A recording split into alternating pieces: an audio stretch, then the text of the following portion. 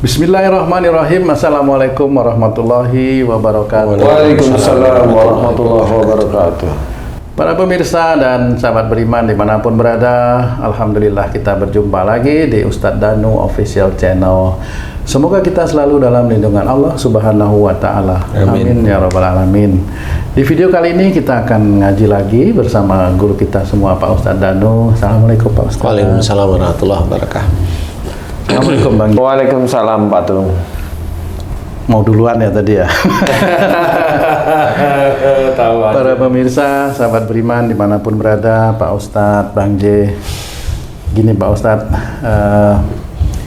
saya kan punya anak nih Pak Ustadz, laki perempuan. Dalam masa-masa remaja, mereka juga pengen cari kerja seperti itu, cari rezeki. Nah, sebenarnya gimana caranya supaya rezeki yang diperoleh itu juga halal gitu Pak? Saatnya di hadapan Allah, saya sebagai orang tua, anak harus seperti apa Pak Ustadz supaya rezeki itu halal dan kalau bisa, mohon maaf nih Pak Ustadz, banyak gitu Pak Ustadz. Maaf. Gimana caranya itu Pak Ustadz? Ya, Bismillahirrahmanirrahim. Assalamualaikum warahmatullahi wabarakatuh. Waalaikumsalam warahmatullahi wabarakatuh. Amin ya Rabbal Alamin. Alhamdulillah, pertanyaan rezeki yang halal dan banyak. Kita sama seperti menganggap orang hidup itu yang dicari apa? Orang Muslim itu, orang Islam itu yang dicari hidup di dunia, besok di akhiratnya apa? Surga. Surga insya Allah. Persoalannya itu, apakah orang itu mau masuk surga hidupnya hanya cuma sebentar itu langsung masuk surga? Kira-kira aja. Pengennya sih sebentar Ustadz, ujiannya sebentar. Maksudnya hidup. Iya, nggak apa-apa. Pengennya sebentar, ujian kan nggak banyak tuh kan, dikit bisa masuk surga. Pokoknya enak gitu. Tapi kira-kira bisa nggak yang seperti itu? Sulit tuh Pak Ustadz. Sulit sekali ya. Akan sulit ya. Jadi itu mirip seperti tadi yang ditanyain Tung itu. Jadi kalau menginginkan sesuatu yang enak, yang nyaman, yang baik, yang nggak macam-macam, ya kan butuh proses, butuh waktu sebenarnya. Jadi bisa aja seorang Islam itu kelihatannya yang dikerjakan di dunia itu kelihatan menurut dia ibadah, tapi dia malah keluar dari garis Allah, keluar dari garis Rasulullah. Bagaimana bisa seperti itu? Makanya ada hisab, ada timbangan yang ditimbang baik dan buruk seseorang. Jadi di titik itulah nanti seorang itu meninggal, mau dia umurnya beberapa hari setelah dia itu akhil balik umpamanya, kecuali kalau dia anak kecil meninggal, insya Allah dia memang nggak ada dosa. Tapi kalau setelah akhil balik, dia baru akhil balik kemudian setahun kemudian meninggal masuk surga, gimana? Wallahu a'lam, nggak ngerti. Nggak taunya sejak dia itu kecil benci sekali sama ibunya. Kan bisa benci sekali, punyanya marah sama ibunya. Kemudian setelah akhil balik dia 1 tahun, saking bencinya sama ibunya, nggak taunya dia ketabrak kendaraan meninggal. Nah itu kan orang nggak pernah tahu sebenarnya. Padahal ada proses sebenarnya. Jadi tidak mungkin Allah itu memberikan suatu keadaan atau takdir khususnya yang menurut manusia itu tidak enak, umpamanya meninggalnya tabrakan. Itu Allah itu tidak punya sebab, itu nggak mungkin. Semuanya itu insya Allah ada sebabnya. Seperti itu. Nggak mungkin. Jadi kalau ada seorang ingin masuk surga, pasti ada sebabnya kenapa orang itu masuk surga, atau kenapa orang itu masuk neraka, pasti ada sebabnya kenapa orang itu masuk neraka. Itu harus paham dulu. Karena apa? Biar orang itu begini loh, gimana caranya saya Pak Ustadz agar rezeki saya itu banyak, halal, thayyib, banyak. Nih baca ini. Gak bisa seperti itu. Gak bisa, coba aja, boleh kok dicoba. Kalau bisa, tentunya dia duluan Ustaz. Ya harusnya dia duluan. Yang nyuruh maksudnya. Ya.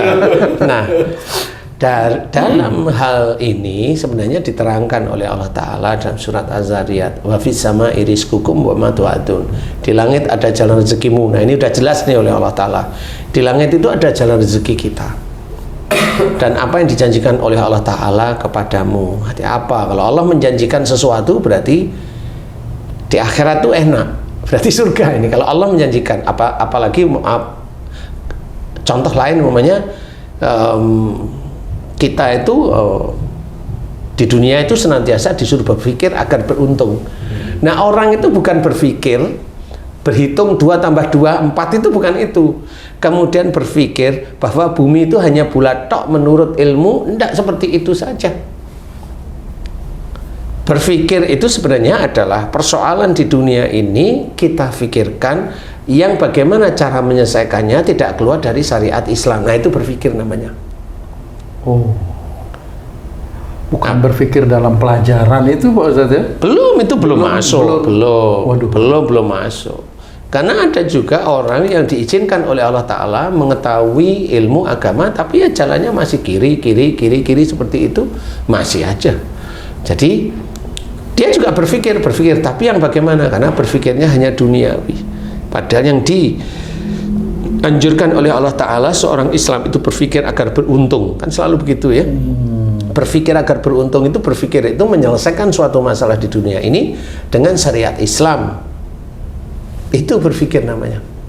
Beruntung, nah kalau itu dilakukan terus-menerus setiap harinya, berarti orang ini taat kepada Allah Ta'ala. Makanya beruntungnya besok insya Allah di akhirat masuk surga. Beruntung itu masuk surga. Nah, kalau mamanya di sini ditanyakan itu bagaimana anak mendapat rezeki yang halal thayyib atau banyak mamanya. Nah, ini sudah dijelaskan. Wa fis sama'i rizqukum. Di langit ada jalan rezekimu. Jadi gimana caranya mengambilnya? Dijelaskan oleh Allah Ta'ala di ayat sebelumnya. Innahum kanu qabla dzalika muhsinin. Sesungguhnya mereka di dunia selalu berbuat kebaikan. Ini petunjuk Allah, bukan karangan seseorang, bukan ini Allah. Berarti untuk agar kita bisa mendapatkan rezeki itu adalah berbuat baik. Nah, berbuat baik bagi seorang Islam apa? Sholatlah, ibadah-ibadah wajib kerjakan semata-mata karena Allah. Jadi kerjakan, jangan semata-mata untuk kaya lah, nggak bisa lagi. Ini sudah semata-mata karena Allah Ta'ala. Berbuat baik itu kerjakan ibadah. Ini berbuat baik untuk diri kita sendiri. Kemudian bagaimana? Nah, kemudian berbuat baik yang paling dekat dengan orang tua. Ini bagi anak-anak. Berbuat baik dengan orang tua gimana? Hormatlah dengan orang tua. Hormat dengan orang tua. Terus menerus berkata yang baik, berkata yang ini.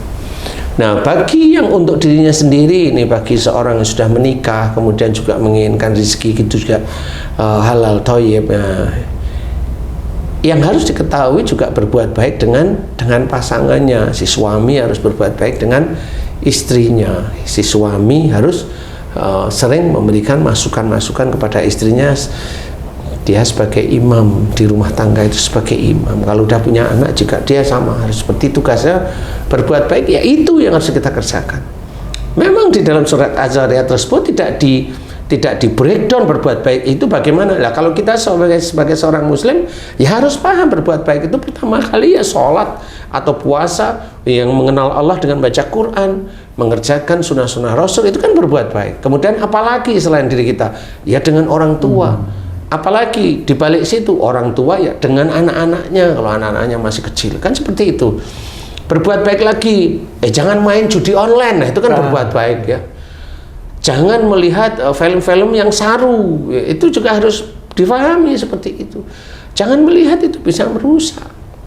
Kemudian apalagi berbuat baik, ya berkata yang halus, lemah lembut. Kemudian apa? Kalau ada orang yang salah memaafkan. Apalagi jangan marah, itu kan berbuat baik terus-menerus.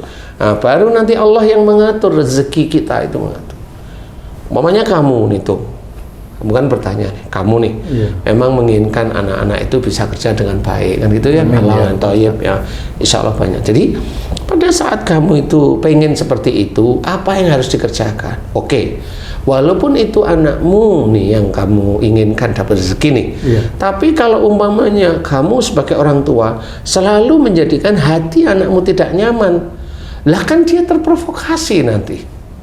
Bisa nggak dia jadi kembali berbuat baik kepada orang tuanya? Sulit. Lah kan sulit akhirnya. Nah, akhirnya sulitlah juga mendapatkan rezeki. Waduh. Jadi nggak segampang orang mendapatkan rezeki, itu nggak segampang itu.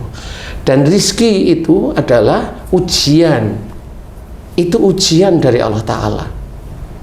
Jadi rizki yang bentuknya harta, rizki yang bentuknya anak, rizki yang dalam bentuk apapun di dunia ini adalah ujian, bukan nikmat, bukan, itu ujian. Yang dikatakan nikmat oleh Allah Ta'ala itu bukan harta.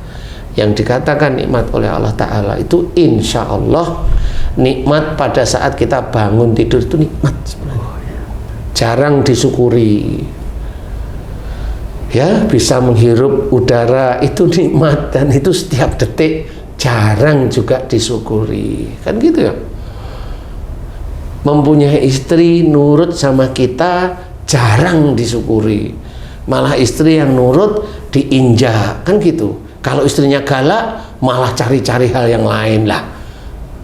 Ini ada suatu kenikmatan yang tidak pernah disyukuri oleh orang-orang Islam. Itu yang seperti itulah nikmat dari Allah Ta'ala. Bisa berjalan.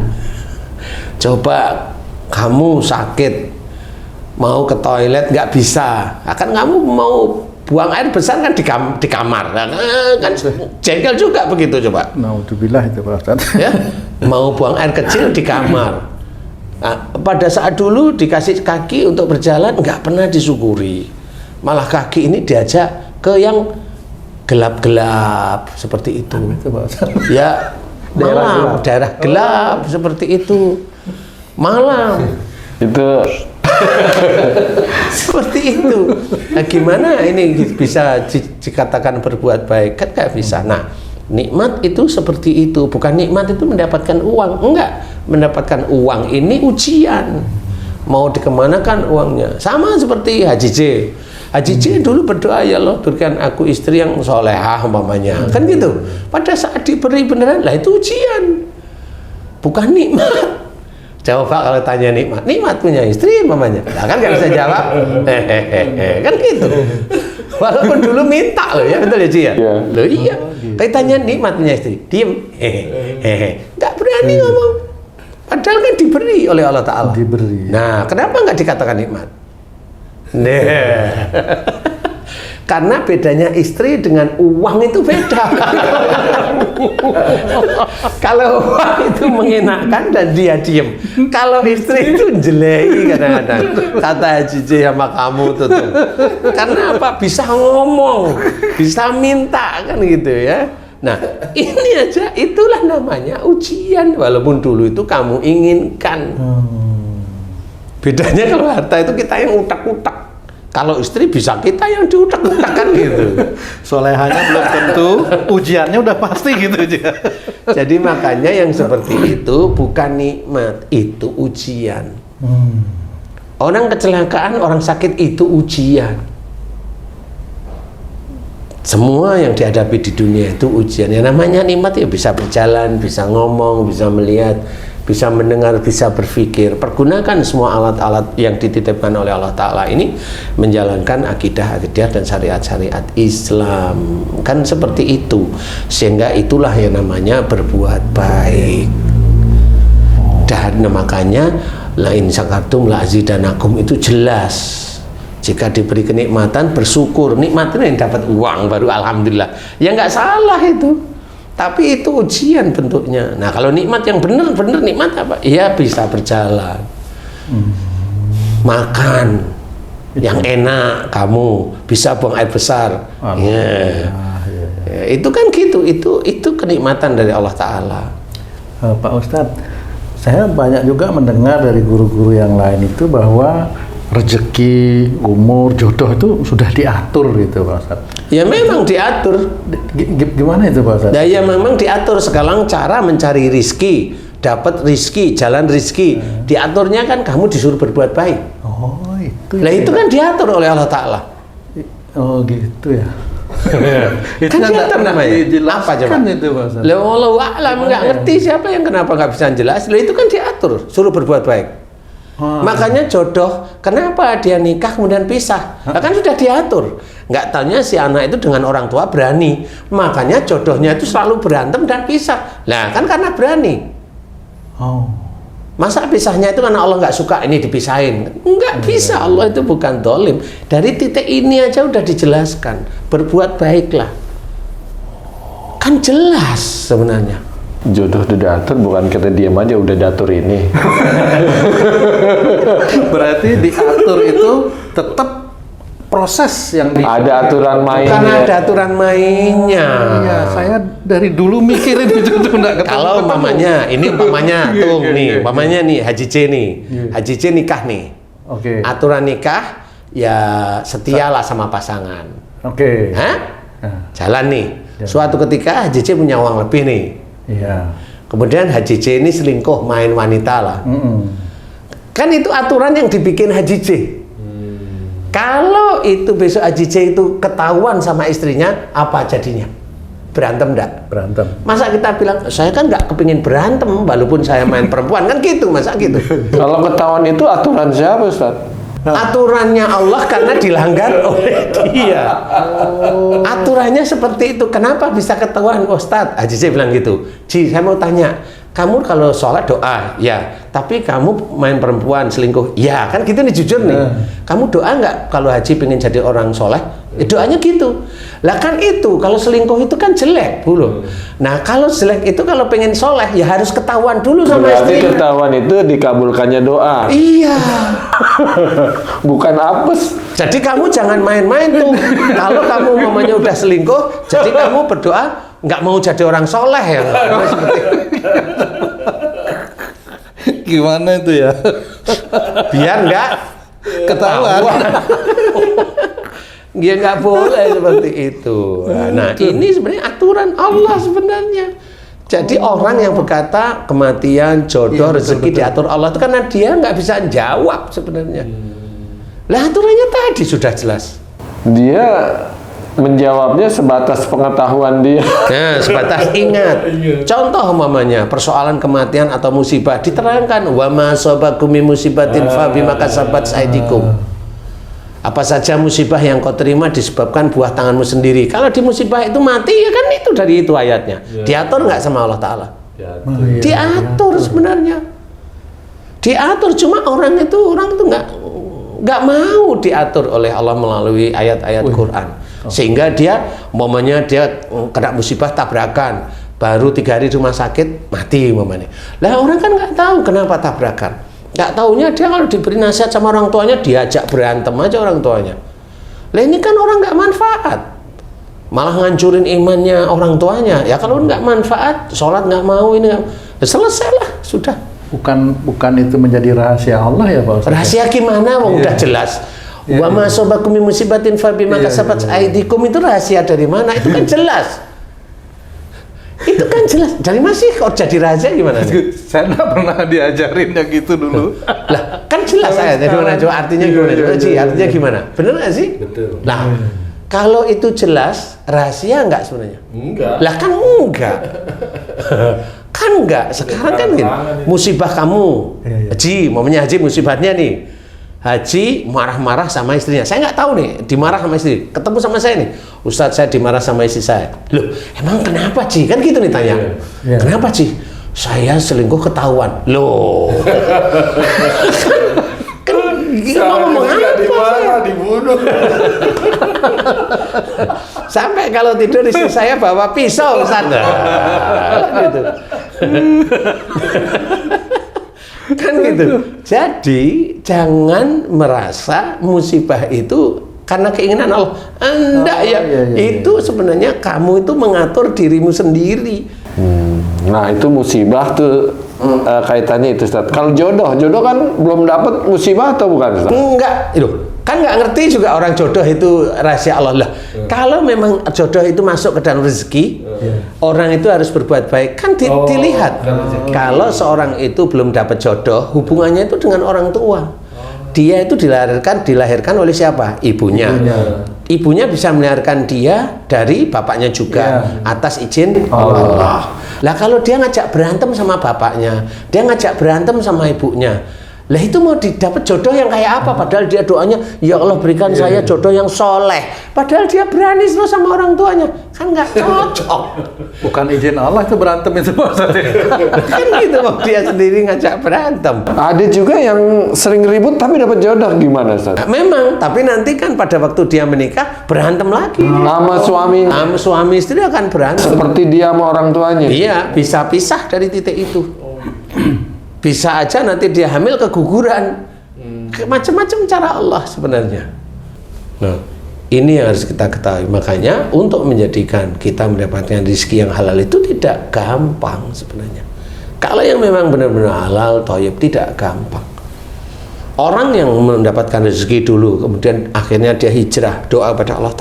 Doa pada Allah. Dia tahu pada waktu dia dapat rezeki itu masih aja dia nggak mau sedekah, sombong tentang rezekinya yang banyak, kemudian dia nggak mau infak, kemudian dia nggak memberikan kepada orang tuanya, dia sombong.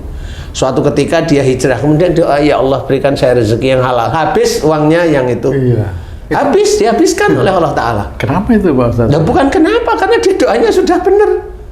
Nah, harta yang dianggap oleh Allah Ta'ala itu tidak baik akan dihabiskan. Di titik itulah dia harus berpikir sebenarnya. Ini kembali ke anak nih Pak Ya. Ustadz. Kalau bukan kegagalan ya, kurang berhasil atau kurang cepatnya seorang anak itu mendapatkan rezeki, apakah itu juga bisa disebabkan dari kesalahannya orang tuanya? Saya misalnya. Ya, tadi saya cerita kalau momennya orang tua jadi provokator bagi anak, kan jadi provokator. kan akhirnya anak nggak bisa berbuat baik dia.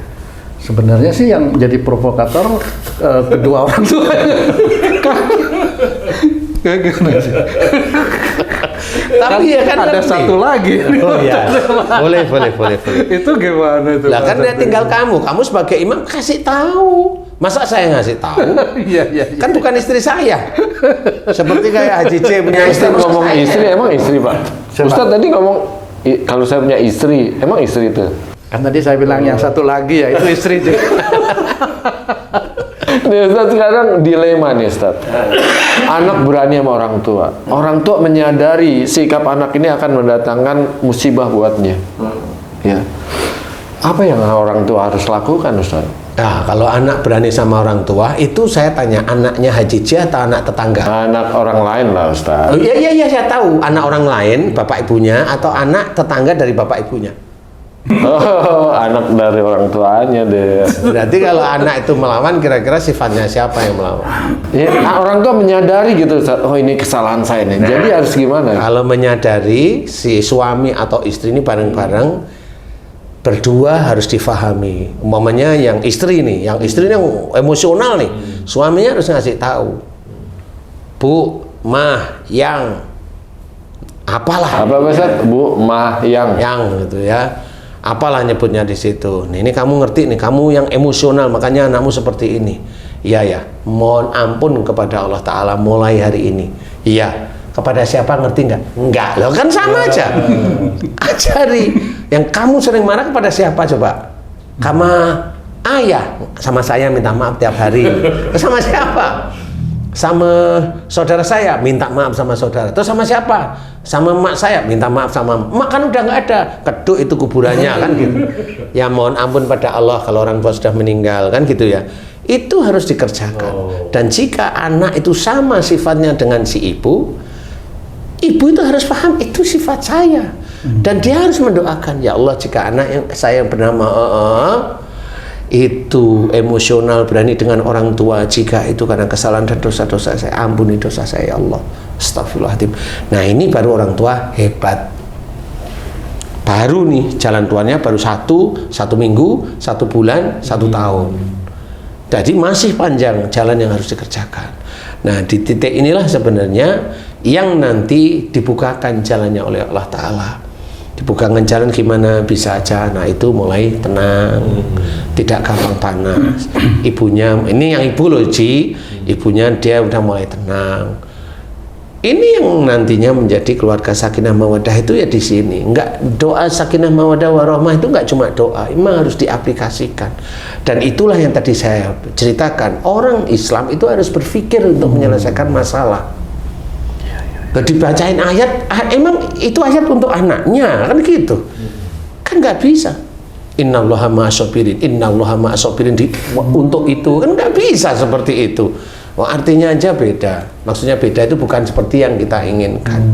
Nah, inilah yang harus dikerjakan oleh orang tua yang sebenarnya juga menurunkan sifat-sifat tidak baik kepada anak-anaknya.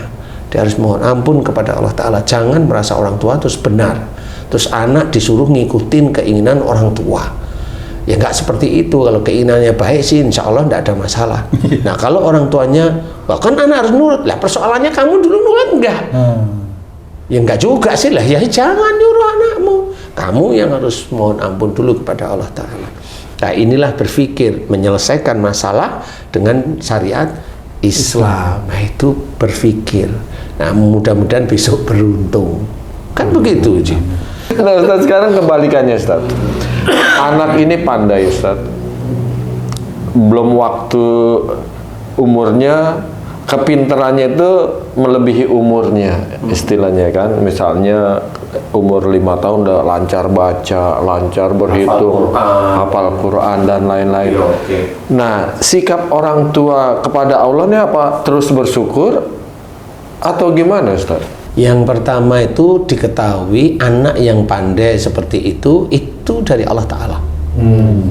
Bersyukur boleh, tapi yang diuji oleh Allah Ta'ala lewat anak itu untuk orang tuanya adalah ujub, riya, dan sombong. Memohon untuk tidak mempunyai sifat itu ya. Nah, itu harus hati-hati karena kebanyakan orang-orang itu lalai di titik itu. Anaknya hafal Quran harus dibangga-banggain, itu banyak yang kasus seperti itu. Sebenarnya loh itu kan saya mau syiar, monggo silahkan. Yang tahu hatimu itu kamu sama Allah. Saya hanya memberi masukan. Karena bagaimanapun juga namanya orang bangga normal kalau orang, tapi kalau kamu belajar taat, hilangkan kebanggaan itu. Seperti itu. Makanya kepandaian anak itu adalah ujian. Makanya saya tadi cerita, sesuatu yang mengenakkan kita itu bukan nikmat, itu ujian. Anak yang pandai, nikmat itu bukan, itu ujian. Yang diuji apanya kalau anak yang pandai? Ujub, riak, dan sombongnya dan bangganya orang tua. Sampai kapan? Wallahu alam, kalau memang anak ini pinter sampai kuliah lulus, nah ini orang tua kan sombong terus ya. Tapi coba kalau ada anak satunya yang nilainya pas-pasan, kadang nggak naik kelas, coba ada nggak seperti yang di anak yang itu? Semua yang diberikan oleh Allah Ta'ala bentuk benda itu sebenarnya ujian. Benda ya benda, itu kecelakaan ya benda, uang ya benda, anak ya benda, istri ya benda. Maksud saya benda itu yang di dunia itu ujian, bukan nikmat. Ya, bukan nikmat. Nanti kalau kita berpikir beneran, nanti ngerti. Oh iya ya, kalau nikmat, oh ya enggak, anakku pintar itu nanti, nah saya sombong enggak? Nah kan ujian berarti. Anakku tidak pintar, gerutu, nyesel, benci dan sebagainya, begitu enggak? Nah kan sama. Anak yang kurang pandai, ujian orang tuanya. Sehingga orang tuanya harus berpikir, kenapa anak saya seperti itu? Kan harus begitu, tidak boleh marahin anak karena memang nggak mampu. Seperti itu. Nah, inilah yang harus kita pahami, bagaimana mensikapi agar mendapatkan rezeki yang halal, thayyib, apalagi insya Allah berkah, itu kan sulit sekali. Cuma persoalannya adalah mulai hari ini dekatkan diri kita, dekatkan diri anak-anak kita itu kepada Allah Ta'ala, agar nanti rezeki-rezeki ke depan dari kita atau anak-anak kita itu diberikan kepada Allah Ta'ala, sehingga nanti kita juga ya agak tenang lah, bukan seneng, agak tenang, kan gitu ya. Kalau bilang agak tenang, kalau seneng kan terlalu berlebih. Agak tenang lah di hati. Jadi harus dekatkan diri kita, diri anak-anak kita kepada Allah Ta'ala. Belajar untuk tidak melakukan hal-hal yang dilarang oleh Allah Ta'ala. Nah, belajar taat pada Allah Ta'ala. Belajar taat walaupun sulit, walaupun susah, harus tetap belajar. Mudah-mudahan bisa manfaatnya. Amin. Wallahu a'lam. Amin. Terima kasih banyak Pak Ustadz ilmunya dan penjelasannya. Para pemirsa dan sahabat beriman dimanapun berada, mudah-mudahan apa yang telah disampaikan oleh guru kita Pak Ustadz Danu dalam tayangan ini bisa kita pahami, bisa kita aplikasikan juga dalam kehidupan sehari-hari, khususnya bagi kami yang ada di sini untuk meningkatkan keimanan dan ketakwaan kita kepada Allah Subhanahu wa Ta'ala. Amin ya Rabbal Alamin. Saya Tung pamit diri, sampai jumpa di video kami yang lain. Wassalamualaikum warahmatullahi wabarakatuh. Waalaikumsalam warahmatullahi wabarakatuh. Alhamdulillah.